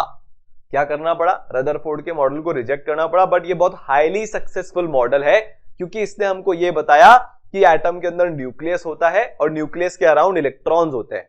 तो रदरफोर्ड का one of the best scientific model, scientific experiment उन्होंने रन किया। बहुत रिस्पेक्ट है, बहुत सल्यूट है रदरफोर्ड को। ठीक है, तो अब हम फंस गए, अब क्या किया जाए? सब लोगों ने सोचा कि यार रदरफोर्ड साहब के मॉडल में भी एक दिक्कत आ गई। इसका सोल्यूशन दिया बोर ने। पर बोर के मॉडल को समझने के लिए हमको एक चीज समझनी पड़ेगी। क्या समझना पड़ेगा? वेव नेचर और पार्टिकल नेचर। बहुत बड़ी लड़ाई है ये तो, वेव वर्सेस पार्टिकल की जो लड़ाई है। मैंने सरल केमिस्ट्री का एक वीडियो बनाया है, अगर आप इस लड़ाई को जीना चाहते हो, अगर आप इस लड़ाई को और डेप्थ में समझना चाहते हो, तो सरल केमिस्ट्री वाला वीडियो आप देख लें, आपके लिए बहुत इजी हो जाएगी वो लड़ाई को समझना। ठीक है, इससे हम आगे बढ़ते हैं। अच्छा, तो इसमें एक और लड़ाई थी, एक और दिक्कत थी रदरफोर्ड के मॉडल में जो वो एक्सप्लेन नहीं कर पाए थे, और वो ये थी, उन्होंने बोला था सारे प्रोटॉन्स जो हैं वो न्यूक्लियस के अंदर रहते हैं। अब यार सारे प्रोटॉन्स अगर न्यूक्लियस के अंदर रहते हैं तो प्रोटॉन और प्रोटॉन तो आपस में रिपेल करते हैं, like charges repel each other. और जब हम एटम का मास नाप रहे थे, फॉर एग्जांपल हमने हीलियम का मास नापा, तो हीलियम के अंदर 2 प्रोटॉन होते हैं, पर जो हीलियम का मास आ रहा था वो 4 प्रोटॉन के मास के बराबर आ रहा था। तो ये एक दिक्कत हो गई। 2 चीजों की दिक्कत है समझना। एक तो आपने बोला न्यूक्लियस में आपके सारे प्रोटॉन्स पड़े, तो भैया प्रोटॉन और प्रोटॉन इतने पास में है तो वो तो एक दूसरे को रिपेल करेंगे, इस रिपल्शन का आप क्या करने वाले हो? दूसरा, एटम का मास, एक्चुअल वाला जो मास था एक्सपेरिमेंटल, वो रदरफोर्ड के मॉडल के अकॉर्डिंग जो मास आ रहा था उसके डबल आ रहा था। तो इसका क्या करें? इस प्रॉब्लम को रिजॉल्व किया जेम्स चैडविक ने। गलती से हुआ था, वो ये नहीं करना चाह रहे थे, वो एक एक्सपेरिमेंट रन कर रहे थे, तो उनको चमका कि भाई एटम के अंदर एक तीसरा पार्टिकल भी होता है, सिर्फ प्रोटॉन और इलेक्ट्रॉन से काम नहीं चलेगा, एक न्यूट्रॉन को भी आपको लेके आना पड़ेगा। एक बार वो बेरिलियम के एटम पर ऐसे ही मजे मजे में अल्फा पार्टिकल मार रहे थे, देखे तो सही क्या होता है, साइंटिस्ट ने तो देखेंगे, चूल तो रहती है, तो बार बार एक पार्टिकल निकल रहा था, बार बार ये एक्सपेरिमेंट करते जा रहे हैं, ये अल्फा पार्टिकल आया, बेरिलियम के एटम को हिट किया, यहां से एक पार्टिकल निकल गया। उन्होंने सोचा चलो मैंने भी कुछ निकाला, एक पॉजिटिव चार्ज प्लेट और नेगेटिव चार्ज प्लेट, जैसे रदरफोर्ड ने किया या फिर थॉमसन ने किया कि भाई एक यहां पे चार्ज प्लेट रख देते हैं, कुछ तो निकलेगा, डिफ्लेक्शन होएगा, तो मैंने नया पार्टिकल निकाल लिया, डिफ्लेक्शन ही नहीं हो रहा था, पार्टिकल एकदम सीधा का सीधा जा रहा था। उनका दिमाग खराब, अबे ये क्या है, मतलब इस पार्टिकल के पास कोई चार्ज नहीं है। अच्छा, इससे मेरे को एक बात समझ में आई कि एटम के अंदर कुछ ऐसा भी है जो न्यूट्रल है। Problem solve. कैसे प्रॉब्लम सॉल्व बताता हूं। ये जो न्यूट्रॉन है ना, जब इसकी डिस्कवरी हुई तो एक और फोर्स की डिस्कवरी हुई जिसको हम न्यूक्लियर फोर्स बोलते हैं। प्रोटॉन और न्यूट्रॉन न्यूक्लियस के अंदर रहते हैं, ये चैडविक ने बता दिया। ठीक है, तो देखो दोनों प्रॉब्लम रिजॉल्व हो गई। क्या दो प्रॉब्लम क्या थी? पॉजिटिव पॉजिटिव रिपेल करेंगे, उसका क्या कर रहे हो? दूसरा, एटम का मास डबल आ रहा है, तो उन्होंने बोला भैया हीलियम के एटम में 2 प्रोटॉन है, वैसे ही 2 न्यूट्रॉन भी है। प्रोटॉन और न्यूट्रॉन का मास ऑलमोस्ट बराबर, तो 2 प्रोटॉन 2 न्यूट्रॉन, तो कितना मास हो गया? 4 प्रोटॉन के जितना मास हो गया, क्योंकि प्रोटॉन और न्यूट्रॉन का तो ऑलमोस्ट बराबर है, तो जो मास डबल आ रहा था वो प्रॉब्लम रिजॉल्व। न्यूट्रॉन का जैसे हमने न्यूक्लियस में एडिशन किया, तो न्यूट्रॉन और प्रोटॉन, न्यूट्रॉन और न्यूट्रॉन, प्रोटॉन और प्रोटॉन के बीच में एक न्यूक्लियर फोर्स लगता है जो इलेक्ट्रोस्टैटिक फोर्स से बहुत ज्यादा पावरफुल होता है। क्या होता है वो इलेक्ट्रोस्टैटिक फोर्स से बहुत ज्यादा पावरफुल होता है। तो इलेक्ट्रोस्टैटिक फोर्स के कारण क्या लग रहा है, रिपल्शन। न्यूक्लियर फोर्स के कारण क्या लग रहा है, अट्रैक्शन। और अट्रैक्शन रिपल्शन के ऊपर जीत जाता है। अट्रैक्शन अगर रिपल्शन के ऊपर जीत जाएगा तो न्यूक्लियस क्या हो जाएगा, स्टेबल हो जाएगा। तो रिपल्शन की प्रॉब्लम क्या हो गई, दूर हो गई। क्लियर, ठीक है। तो ये हीलियम है, हीलियम के एटम में 2 न्यूट्रॉन होते हैं, 2 प्रोटॉन होते हैं, चलो बहुत बढ़िया, और 2 इलेक्ट्रॉन होते हैं। तो पूरा एटम की कंप्लीट पिक्चर रदरफोर्ड और चैडविक की मिला के हमको कुछ ऐसी मिलती है। न्यूट्रॉन है, प्रोटॉन है, इलेक्ट्रॉन है, ये 3 सब एटॉमिक पार्टिकल्स होते हैं। चलो हमने सब एटॉमिक पार्टिकल्स के बारे में सब कुछ पढ़ लिया। ये एक समरी है, इसका आप स्क्रीनशॉट ले सकते हो। आपको कुछ याद करने की जरूरत नहीं है। इलेक्ट्रॉन का चार्ज प्रोटॉन का चार्ज बराबर होता है 1.6 × 10⁻⁻19 मास। अगर आप यहां याद नहीं भी करोगे तो भी आपका काम चल जाएगा। क्लियर है, आगे चले। तो मैं बोल रहा था वेव और पार्टिकल की दुनिया, ठीक है।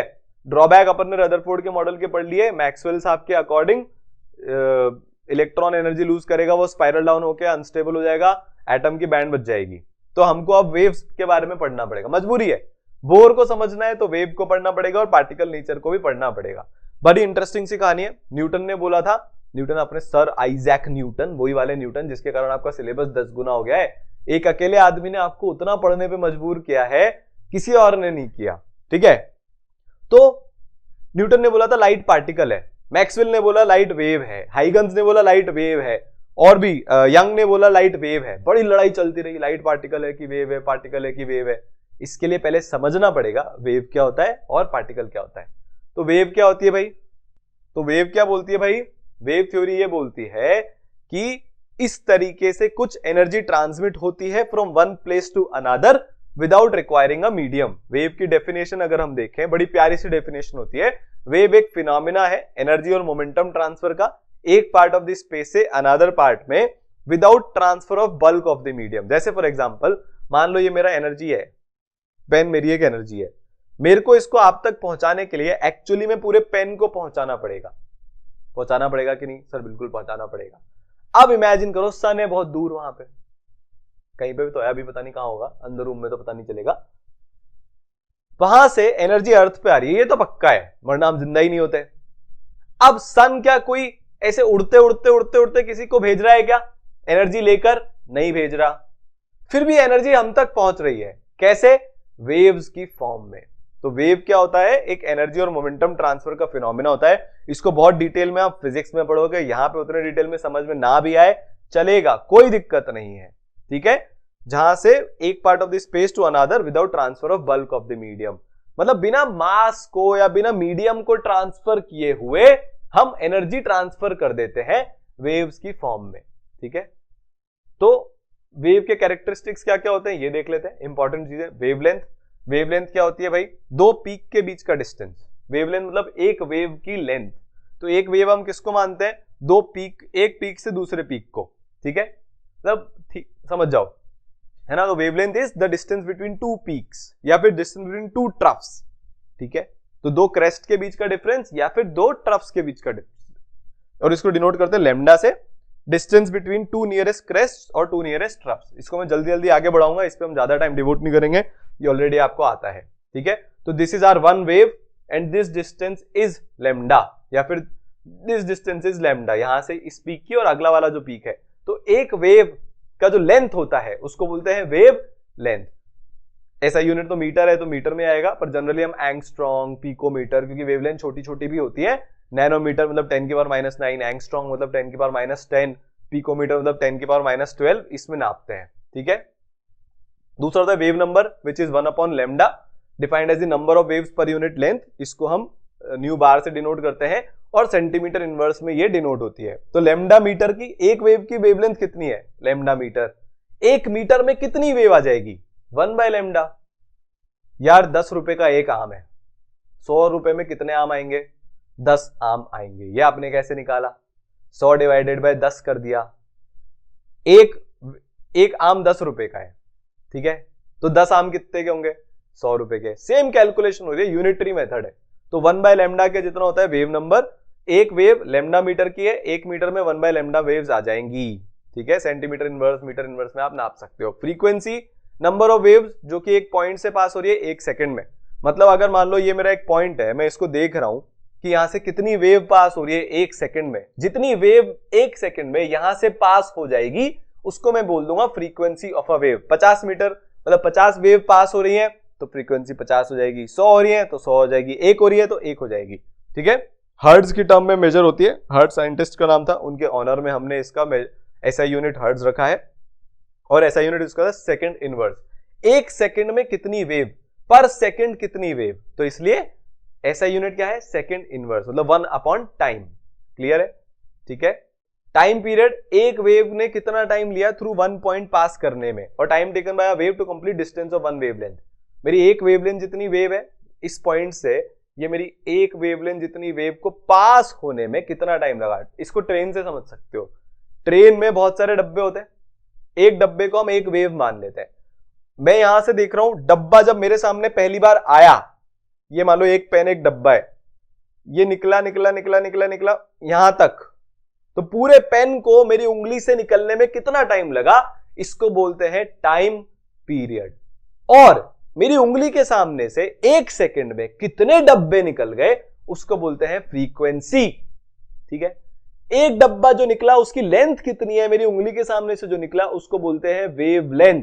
और ऐसे कितने डब्बे निकल गए उसको बोलते हैं क्या, वेव नंबर। मतलब 1 मीटर में ऐसे कितने डब्बे आ जाएंगे उसको बोलते हैं वेव नंबर। ठीक है, तो ट्रेन से समझना बड़ा इजी होता है। तो time period is equal to 1 upon frequency. तो वेव लेंथ हो गई लैम्डा, वेव नंबर हो गया 1 अपॉन लैम्डा, फ्रीक्वेंसी हो गई न्यू, और टाइम पीरियड हो गया 1 अपॉन न्यू।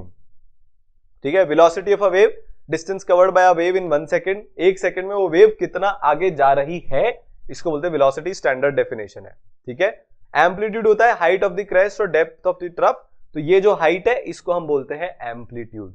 ये सारी चीजें अगर हमें पता है तो हमें वेव का ABCD पता है। We know everything about the wave. हमको वेव के बारे में हर एक इंफॉर्मेशन अब पता चल गई अगर हमको लैम्डा, फ्रीक्वेंसी, स्पीड और एम्पलीट्यूड पता है। तो टाइम पीरियड और वेव नंबर तो हम उससे ही निकाल लेंगे। ठीक है, तो इसके ऊपर एक क्वेश्चन कर लेते हैं। क्वेश्चन में आपसे पूछा गया कि भाई विविध भारती स्टेशन, वैसे तो आजकल रेडियो कोई नहीं सुनता, broadcast on a frequency of 1368 kilohertz. तो आपको वेवलेंथ कैलकुलेट करनी है इलेक्ट्रोमैग्नेटिक वेव्स की, जो कि ट्रांसमीटर ने एमिट की है। इलेक्ट्रोमैग्नेटिक वेव्स क्यों बोला जाता है इनको, वो जस्ट अभी थोड़ी देर में आपको बताने वाला हूं।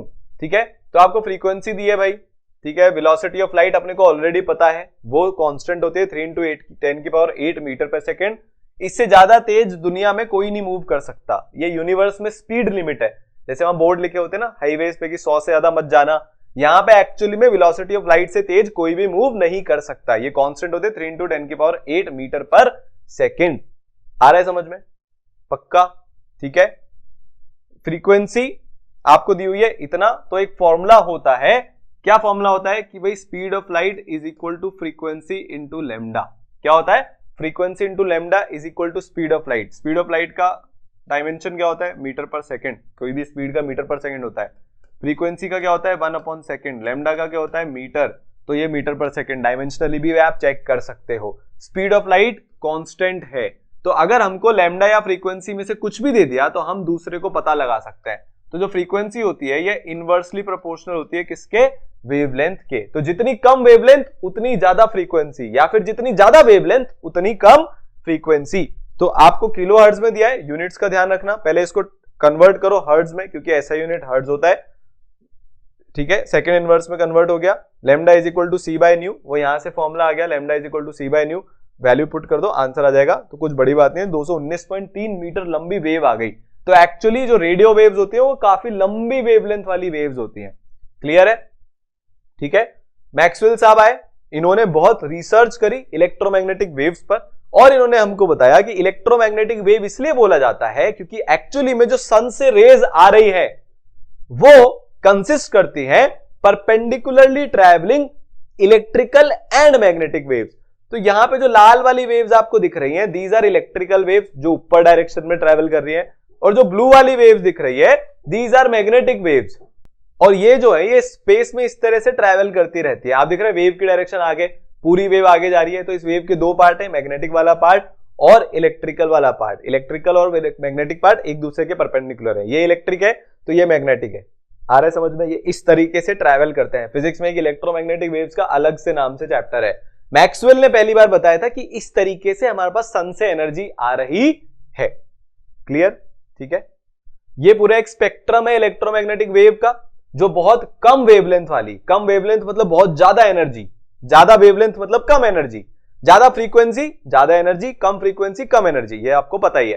ठीक है, तो इस तरह से पूरा स्पेक्ट्रम है। सबसे ज्यादा एनर्जी वाली वेव्स होती है गामा रेज, फिर उसके बाद एक्स रेज, फिर अल्ट्रावायलेट, फिर ये हमारा विजिबल स्पेक्ट्रम जो हमको दिखता है 400 नैनोमीटर से करीब 700 नैनोमीटर तक, फिर इंफ्रारेड, फिर radio waves, TV waves, so on and so fourth. तो ये पूरा स्पेक्ट्रम है। आपको एक आइडिया होना चाहिए कि कौन कम वेवलेंथ वाली वेव है और कौन ज्यादा वेवलेंथ वाली वेव है।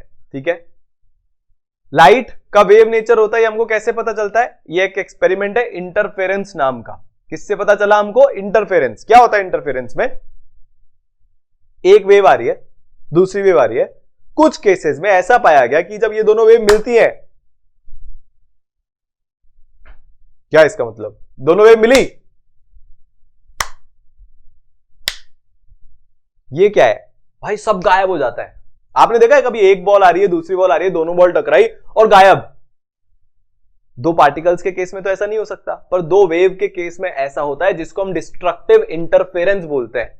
क्या बोलते हैं हम? डिस्ट्रक्टिव इंटरफेरेंस बोलते हैं।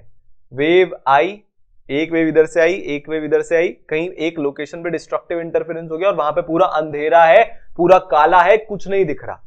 ये आया, मिले और गायब हो गया। ये सिर्फ वेव में हो सकता है, पार्टिकल में नहीं हो सकता। तो मैक्सवेल ने बोला लाइट तो वेव है, मैंने प्रूव कर दिया। इसका प्रूफ देने के लिए एक और चीज है, आपको रात को मतलब जब सन सेट होने वाला है तो सन का कलर हमको रेड दिखता है, दिन में सन का कलर येलो होता है। सन का तो एक ही कलर है, सन तो अपना कलर बदलता नहीं है।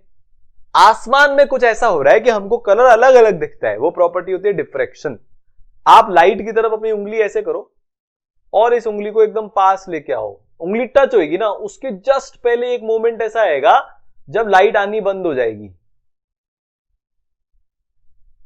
करके देखना आराम से, उंगली टच मत करना, जस्ट पहले लाइट आनी बंद हो जाएगी। उस पर्टिकुलर चीज में क्या होता है कि लाइट है ना कॉर्नर्स के अराउंड बेंड करती है।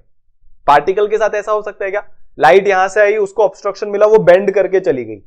पार्टिकल तो यहां पे जाएगा तो टकराएगा, वापिस आ जाएगा। पार्टिकल ऐसे बेंड नहीं कर सकता है कॉर्नर्स के अराउंड। तो ये दूसरा प्रूफ था कि लाइट जो है वो क्या होती है? वो एक वेव होती है। 200 साल तक सबने मान लिया लाइट वेव है, लाइट वेव है, लाइट वेव है। फिर कुछ ऐसे एक्सपेरिमेंट्स हुए जिसके कारण बहुत तकलीफ हो गई। लाइट के वेव नेचर से हम उनको समझा ही नहीं पा रहे थे। जैसे ब्लैक बॉडी रेडिएशन हो गया, फिर दूसरा फोटो इलेक्ट्रिक इफेक्ट हो गया, ये सब आपको पता है। ठीक है, फिर तीसरा हीट कैपेसिटी का वेरिएशन हो गया सॉलिड की टेम्परेचर के साथ। जैसे जैसे टेम्परेचर बढ़ाते जाते हैं हीट कैपेसिटी चेंज होती जाती है। और हाइड्रोजन का एटॉमिक स्पेक्ट्रम, लाइन स्पेक्ट्रम जो आ रहा था हाइड्रोजन का, वो ऐसा क्यों आ रहा है? वेव नेचर ये चारों को एक्सप्लेन नहीं कर पाई। एक एक करके हम सबको रिवाइज कर लेंगे। थर्ड वाले पॉइंट को आप फिजिक्स में देखोगे, not part of chemistry syllabus, और फर्स्ट, सेकंड और थर्ड को हम एटॉमिक स्ट्रक्चर वाले चैप्टर में ही रिवाइज कर लेंगे।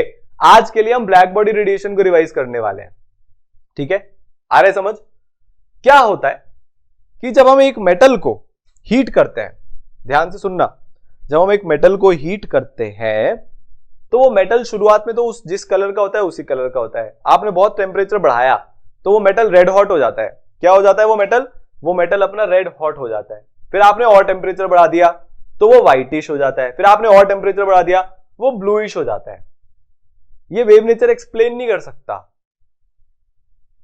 वेव नेचर बोलता है कि अगर हम किसी बॉडी को हीट करते हैं तो सारी फ्रीक्वेंसी बराबर बराबर रिलीज होती है।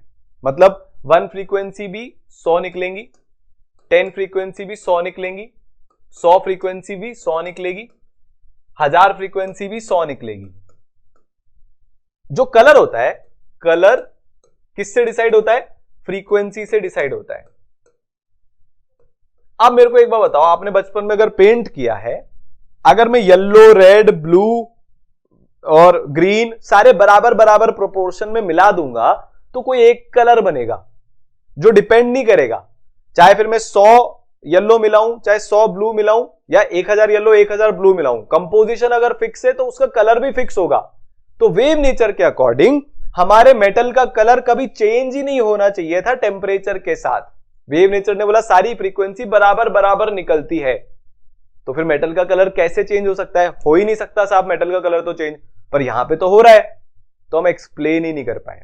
क्या हुआ, हम एक्सप्लेन ही नहीं कर पाए क्योंकि मेटल का कलर चेंज नहीं होना चाहिए था टेम्परेचर के साथ, क्योंकि आप तो बोल रहे हो कि सारी फ्रीक्वेंसी बराबर बराबर एमिट हो रही है, जो कि गलत है। सारी फ्रीक्वेंसी बराबर बराबर एमिट या रेडिएट नहीं होती। तो वेव नेचर क्या हो गया, वेव नेचर यहां पे फेल हो गया। ठीक है, इसका मतलब रेड रेडिएशन कभी ज्यादा इंटेंस है। भाई जब मेरे को बॉडी लाल दिख रही है तो उसमें से ज्यादा लाल निकल रहा है, फिर मेरे को बॉडी व्हाइट दिख रही है तो ज्यादा व्हाइट निकल रहा है, फिर मेरे को बॉडी ब्लू दिख रही है तो ज्यादा ब्लू निकल रहा है। वेव ने क्या बोला था, वेव नेचर ने, क्लासिकल फिजिक्स ने बोला था कि भैया सारी इंटेंसिटी बराबर बराबर निकलेगी, सारे कलर सारी फ्रीक्वेंसी बराबर बराबर निकलेंगे। पर ये क्या हो गया, गलत प्रूव हो गया। तो लोगों को शक होना शुरू हुआ वेव नेचर पे कि यार ये तो कुछ गड़बड़ है यार। इससे भी भारी गड़बड़ एक और होती है, देखो आपको बताता हूं। वेव थ्योरी के अकॉर्डिंग सारे पॉसिबल वैल्यूज एनर्जी के पॉसिबल है, और क्लासिकल फिजिक्स के अकॉर्डिंग बॉडी सारे पॉसिबल रेडिएशन करेगा। तो एक और चीज हो जाती है अल्ट्रा वायलेट कैटास्ट्रोफी। मतलब आप बोल रहे हो कि लो फ्रीक्वेंसी भी निकलेगी 100 और वेरी हाई फ्रीक्वेंसी भी निकलेगी 100, सब बराबर बराबर निकलेंगे। तो हर बॉडी सारी एनर्जी सारी फ्रीक्वेंसी एमिट कर रहा है। ओहो, तो अगर वो सारी फ्रीक्वेंसी एमिट कर रहा है तो इनफाइनाइट एनर्जी एमिट कर देगा। आप बोल रहे हो कि यार सबसे छोटी फ्रीक्वेंसी भी निकल रही है, सबसे बड़ी फ्रीक्वेंसी भी निकल रही है, और ये बहुत सारे नंबर्स में भी निकल रहे हैं। तो ऐसे में सम करता जाऊंगा 1 + 2 + 3 + 4 + 5 + 6 + 7 टिल इंफिनिटी, तो इनफाइनाइट एनर्जी निकलेगी। और हमको पता है कि इनफाइनाइट एनर्जी नहीं निकलती है। तो अल्ट्रा वायलेट कैटास्ट्रोफी का मतलब है, अल्ट्रा वायलेट मतलब वेरी हाई एनर्जी वाली जो लाइट होती है वो अल्ट्रा वायलेट होती है। ठीक है, तो अब बेसिकली अगर अल्ट्रा वायलेट एनर्जी निकल रही है बहुत ज्यादा तो इनफाइनाइट एनर्जी निकल रही है, और हमको पता है इनफाइनाइट एनर्जी नहीं निकल सकती। क्या बोल रहा हूं मैं, इनफाइनाइट एनर्जी नहीं निकल सकती। तो अब भारी गड़बड़ हो गई, वेव नेचर फेल हो गया। अब कुछ और करना पड़ेगा, किसी और को आना पड़ेगा समझाने कि ये ब्लैक बॉडी में एक्चुअली चल क्या रहा है। अच्छा, ब्लैक बॉडी क्या होता है, ब्लैक बॉडी एक ऐसी बॉडी होती है, आइडियल बॉडी है, हाइपोथेटिकल बॉडी है, असलियत में ऐसी बॉडी नहीं होती है, जो सारी एनर्जी को एब्जॉर्ब भी कर लेती है और एमिट भी कर देती है, सारी फ्रीक्वेंसीज को। मतलब इसको ऐसा समझो, गाय है, ठीक है, हमने गाय को खाना खिलाया, 3 पॉसिबिलिटी बनती है। एक तो वो खा ले, दूसरा छोड़ दे, तीसरा खा के निकाल दे। यही 3 पॉसिबिलिटी है। जो नॉर्मल बॉडी होती है वो कुछ तो खा लेती है, कुछ छोड़ देती है और कुछ निकाल देती है। ठीक है, नॉर्मल बॉडी की बात हो रही है। तो जो खाना होता है वो होता है एब्जॉर्प्शन, जो निकालना होता है वो होता है एमिशन, और जो छोड़ना होता है वो होता है रिफ्लेक्शन। मेरे चेहरे से कुछ लाइट रिफ्लेक्ट होकर आपके पास जा रही है तो वो आपको दिख रहा है मेरा चेहरा, इसको हम बोलते हैं रिफ्लेक्शन। ब्लैक बॉडी क्या करती है, वो रिफ्लेक्शन तो करती नहीं है। तो ब्लैक बॉडी एक ऐसी गाय है जो कोई खाना नहीं छोड़ती, वो सारा खाना खा जाती है जितना उसको दे रहे हो। तो 100% एब्जॉर्प्शन, और जितना खाया उतना ही निकाल देती है। बड़ी तगड़ी गाय है वो, जीरो डाइट पे चलती है, जितना खाया सब निकाल दिया। तो 100% एमिशन भी कर देती है। तो all possible values of absorption, all possible values of emission, ये होती है एक आइडियल ब्लैक बॉडी। सारा एब्जॉर्प्शन, सारा एमिशन। ठीक है, सारी फ्रीक्वेंसीज वो एमिट कर सकती है, रेडिएट कर सकती है और एब्जॉर्ब भी कर सकती है। ठीक है, तो ये जब हम एक एक्सपेरिमेंटल ग्राफ प्लॉट करते हैं ब्लैक बॉडी के रेडिएशन का, तो ब्लू वाला, ग्रीन वाला और रेड वाला तो एक्सपेरिमेंटल ग्राफ है डिपेंडिंग ऑन द टेम्परेचर, और ये जो काला वाला ग्राफ है क्लासिकल थ्योरी का 5000 केल्विन पे, ये थ्योरेटिकल ग्राफ है वेव के अकॉर्डिंग। तो देखो जैसे जैसे हम फ्रीक्वेंसी बढ़ा रहे हैं, या वेवलेंथ का ग्राफ है, जैसे जैसे हम वेवलेंथ कम कर रहे हैं तो एनर्जी इनफाइनाइट पे जा रही है। तो यहां पे जाके इनफाइनाइट हो जाएगी, बोर्ड के बाहर पहुंच जाएगी जैसे जैसे हम एनर्जी को बढ़ा रहे हैं। वेवलेंथ कम मतलब एनर्जी ज्यादा, वेवलेंथ कम मतलब एनर्जी ज्यादा। तो जैसे जैसे हम वेवलेंथ कम करते जाएंगे भाई एनर्जी तो इनफाइनाइट हो जाएगी। तो थ्योरेटिकल ग्राफ जो काला वाला है उसके साथ तो ये प्रॉब्लम है, तो ये हो गया रिजेक्ट। एक्चुअल एक्सपेरिमेंटल ग्राफ में देखो क्या हो रहा है, सही बात है, जैसे जैसे हम वेवलेंथ कम कर रहे हैं एनर्जी बढ़ रही है, बढ़ रही है, बढ़ रही है, पर ये एक पॉइंट तक ही बढ़ रही है। इस पॉइंट के बाद एनर्जी नहीं बढ़ रही। इस पॉइंट के बाद क्या हो रहा है, एनर्जी बढ़ नहीं रही है, वापस से कम हो रही है। क्या हो रही है, एनर्जी कम हो रही है। क्या हो रही है, एनर्जी कम हो रही है। तो यहां पे इनफाइनाइट एनर्जी वाली प्रॉब्लम खत्म हो रही है एक्चुअल ग्राफ में। अब इसको एक्सप्लेन करना पड़ेगा ऐसा हो कैसे रहा है। तो इसको डिस्प्लेसमेंट कर्व बोला जाता है, वीन्स डिस्प्लेसमेंट लॉ इसको बोला जाता है। देखो वहां पे हम टेम्परेचर बढ़ा रहे हैं, ध्यान दो ध्यान दो, तो ये ग्राफ ऊपर होता जा रहा है, और टेम्परेचर बढ़ाओगे, इस ग्राफ के पीक को देखो, ये लेफ्ट में शिफ्ट हो रहा है। ये ग्राफ का पीक लेफ्ट में शिफ्ट हो रहा है, ये और लेफ्ट में चला गया, समझ रहे हो? तो जैसे जैसे हम टेम्परेचर बढ़ा रहे हैं ग्राफ लेफ्ट में शिफ्ट होता जा रहा है। क्या हो रहा है? ग्राफ लेफ्ट में, ग्राफ का पीक लेफ्ट में शिफ्ट होता जा रहा है। तो वीन ने इसको नाम दिया था डिस्प्लेसमेंट लॉ, क्योंकि ग्राफ लेफ्ट में डिस्प्लेस हो रहा है, विजुअलाइजेशन की ताकत है ये, तो इसका नाम पड़ गया वीन्स का डिस्प्लेसमेंट लॉ। ठीक है, तो वीन ने अपना डिस्प्लेसमेंट का लॉ दिया। आप ग्राफ में भी देखो, जब आपने टेम्परेचर 3500 केल्विन कर रखा है तो वेवलेंथ का ये जो पीक आ रहा है ये करीब आपका 900 के अराउंड आ रहा है। आपने 4000 केल्विन कर दिया तो 800 के अराउंड आ रहा है, 4500 कर दिया तो 600 650 आ रहा है, 5000 केल्विन कर दिया तो इतना आ रहा है, 5500 केल्विन कर दिया तो इतना आ रहा है। मतलब ग्राफ लेफ्ट में शिफ्ट होता जा रहा है, ग्राफ का पीक, जैसे जैसे हम टेम्परेचर बढ़ा रहे हैं। ठीक है, पक्का? तो इसके करस्पॉन्डिंग जो वेवलेंथ है 5500 केल्विन पे जो ग्राफ का पीक आ रहा है, उसके करस्पॉन्डिंग जो एक्स एक्सिस पे वेवलेंथ आ रही है उसको हम क्या बोलते हैं? उसको हम बोलते हैं लैम्डा मैक्स। तो जैसे जैसे टेम्परेचर इंक्रीज हो रहा है लैम्डा मैक्स की जो वैल्यू है वो डिक्रीज हो रही है। ये ऑब्जर्वेशन आया एक्सपेरिमेंटल, तो एक्सपेरिमेंटली मेजर कर कुरा के वीन ने मैथमेटिकली इसको समझा दिया, lambda max is equal to b by T, तो lambda into T is equal to constant. Clear? Wavelength into temperature का जो प्रोडक्ट है वो हमेशा कांस्टेंट है। मैथमेटिकल इंटरप्रिटेशन वीन ने इसका ये निकाल दिया। तो लैम्डा 1 T1 3500 केल्विन पे जो लैम्डा आया into 3500 kelvin is equal to 4000 kelvin पे लैम्डा आया इंटू 4000 केल्विन, इनकी वैल्यू बराबर आएगी। और ये जो कांस्टेंट है इसकी वैल्यू होती है 2.898 इंटू 10⁻³ मीटर केल्विन। याद करने की जरूरत नहीं है, एग्जाम में दिया जाएगा अगर इसका क्वेश्चन आता है तो। ठीक है, एक्सपेरिमेंटली लॉ निकाल लिया गया जो इस ग्राफ को समझा रहा था, पर इसका क्वालिटेटिव एक्सप्लेनेशन कहां है? हमको ये कैसे समझ में आएगा कि भाई ऐसा हो क्यों रहा है? वेव ने तो बोला था एनर्जी इनफाइनाइट हो जाएगी, एनर्जी इनफाइनाइट नहीं हो रही। क्वालिटेटिव एक्सप्लेनेशन दो इसका, अच्छे से एक्सप्लेन करो, इनफैक्ट मैथमेटिकली भी अच्छे से एक्सप्लेन करो। इसका जिम्मा उठाया किसने? प्लैंक ने। अच्छा, ये जो ग्राफ के नीचे का एरिया है ये आपको टोटल एनर्जी दे देगा। क्या बोल रहा हूं मैं?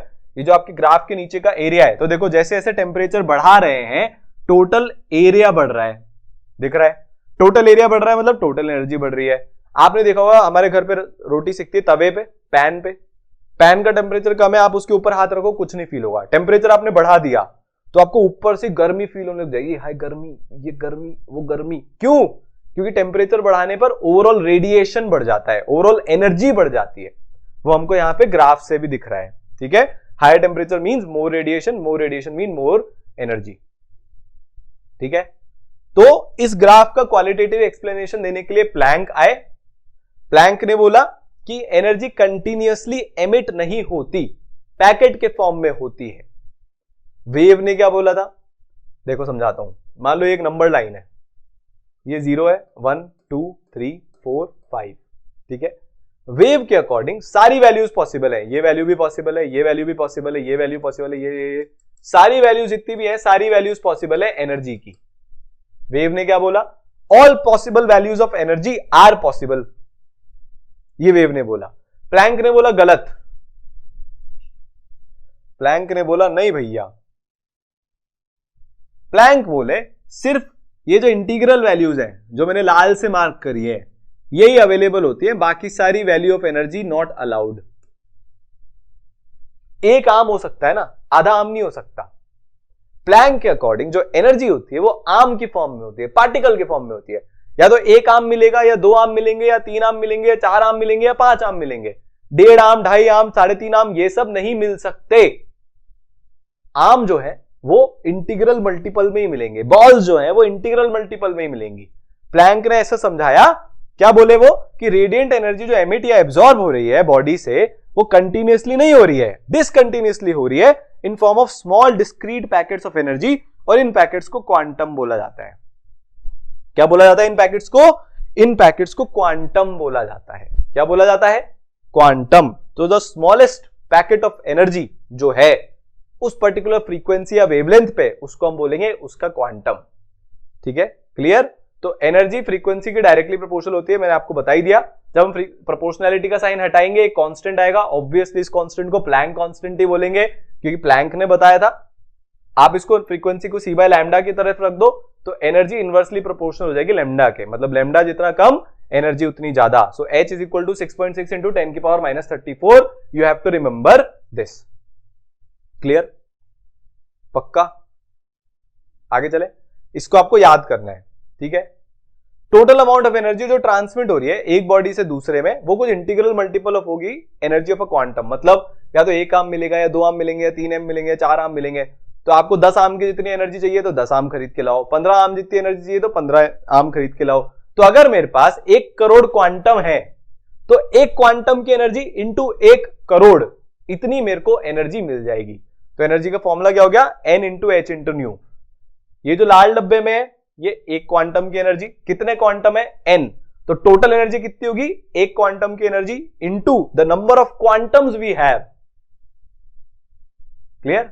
तो टोटल एनर्जी आ जाएगी, जहां पे n एक इंटीजर है और n नंबर ऑफ क्वांटम है। ये n इंटीजर ही हो सकते हैं, ये फ्रैक्शन नहीं हो सकते हैं, डेसिमल नहीं हो सकते हैं, सिर्फ और सिर्फ इंटीजर्स आर अलाउड।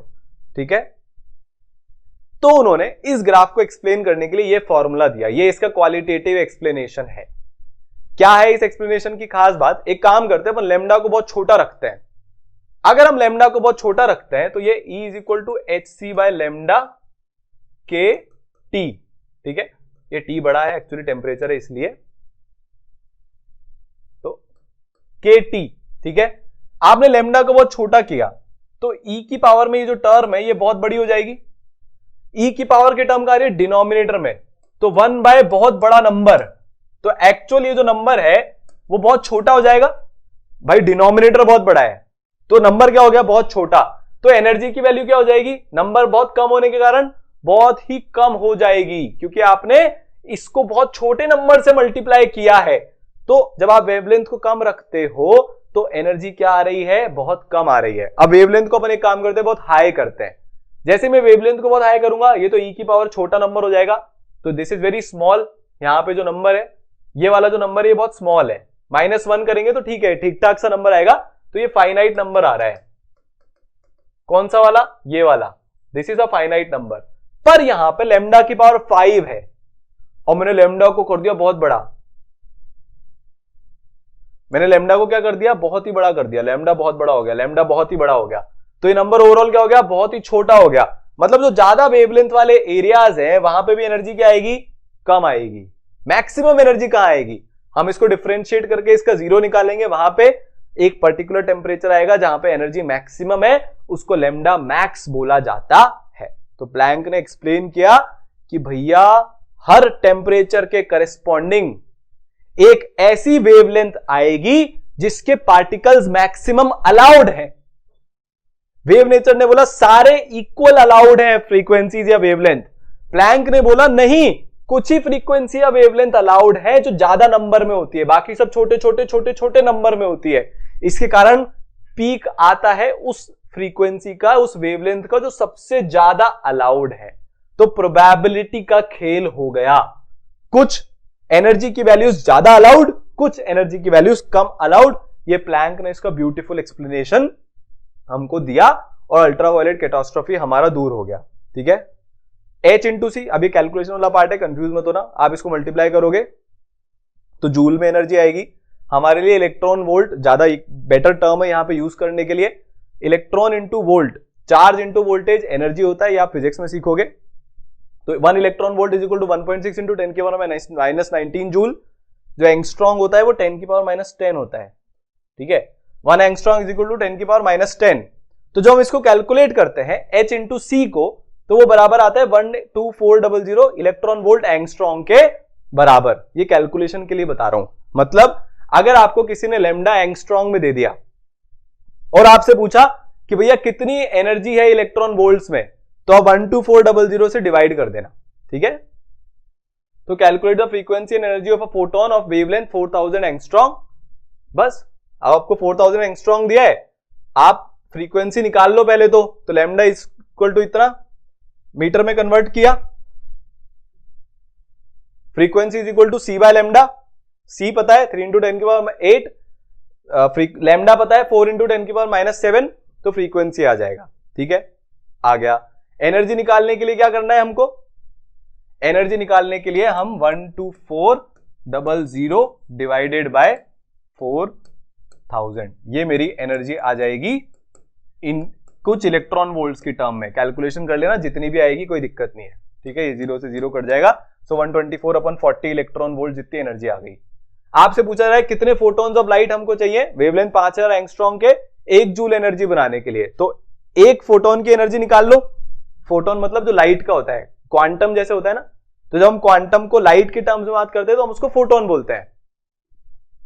बहुत सिंपल है, ठीक है। E is equal to NhC by lambda. Total energy कितना था, NH न्यू को हमने C बाय लैम्डा डाल दिया क्योंकि हमको यहाँ पे डेटा लैम्डा का दिया है। तो आपकी N की वैल्यू कितनी होगी, lambda into E upon H into C। तो आपकी E कितनी है, 1 जूल, ठीक है। लैम्डा कितना है, 5000 इंटू 10 की पावर -10 मीटर। H की वैल्यू पता है, C की वैल्यू पता है, वैल्यू पुट करो, N की वैल्यू आ जाएगी 2.5 इंटू 10 की पावर 18 फोटॉन, ठीक है। तो हमने आज क्या समझा कि भैया लाइट जो है वो पार्टिकल भी होती है, वेव भी होती है। जब ब्लैक बॉडी रेडिएशन की बात आती है तो लाइट पार्टिकल के जैसे बिहेव करती है, और जब डिफ्रैक्शन की बात आती है, इंटरफेरेंस की बात आती है, तो लाइट वेव की तरह से बिहेव करती है। थोड़ा अजीब है, समझने में थोड़ा सा टाइम लगता है, बट हम समझेंगे तो सही, ठीक है। तो यह हमारा एटॉमिक स्ट्रक्चर पार्ट 1 खत्म हुआ रिवीजन का। अब अगले वाले पार्ट में, पार्ट 2 में बहुत जल्दी जो आ जाएगा, उसमें हम बोर का मॉडल, फिर एटॉमिक स्पेक्ट्रम हाइड्रोजन का, डी ब्रॉगली और हाइजेनबर्ग का अनसर्टेनिटी प्रिंसिपल को रिवाइज करने वाले हैं। चैनल को सब्सक्राइब करना मत भूलना, शेयर करना मत भूलना, और वीडियो को लाइक करना मत भूलना। आपके मोटिवेशन से ऐसी एनर्जी आती है ना, पूछो मत, ठीक है। मिलते रहेंगे, पढ़ाई करते रहो। एंड गेम में आ गए हो आप, या आप तो आप 11th में हो, या आप 12th में हो, या ड्रॉप ईयर में हो, एग्जाम पास आने वाले हैं, क्लास खत्म होने वाली है। अब सिंसियरिटी को मैक्सिमम रख के फोड़ना है, ठीक है। All the best. अगर आप ऐसा ही ऑसम कंटेंट और देखना चाहते हैं तो ई सरल के चैनल को सब्सक्राइब कीजिए।